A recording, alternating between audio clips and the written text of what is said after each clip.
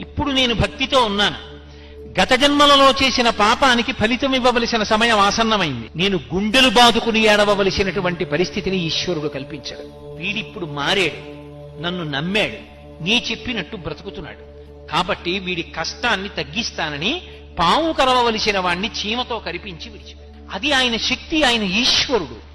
ఆయన అలా ఎందుకు చేశాడని అడగడానికి ఆయన అసలు ఎందుకు అలా చేశాడో మనకి తెలుస్తుందా? చేసిన కర్మ తెలియదుగా. నాకే తెలియనప్పుడు ఇంకొకరికి ఎలా తెలుస్తుంది అడగడానికి? అది ఈశ్వరత్వం అంటే. కాబట్టి ఒక్కొక్క తప్పు పాపాన్ని మాత్రమే ఇస్తుంది. మహాభక్తులైనటువంటి వారి జోలికి వెళ్ళారనుకోండి, అది ఎంత ప్రమాదాన్ని తీసుకొచ్చేస్తుందంటే, యుక్తాయుక్త విచక్షణ లేకుండా, శాస్త్రం మీద సరి అయిన అవగాహన లేకుండా, విషయం గురించి సక్రమంగా తెలుసుకోకుండా, కేవలము అవతల వారిని బాధ పెట్టడానికి తెంపరితనంతో ప్రవర్తిస్తే భగవంతుడు ఏం చేస్తాడంటే అవతారంగా కిందకొచ్చేస్తాడు.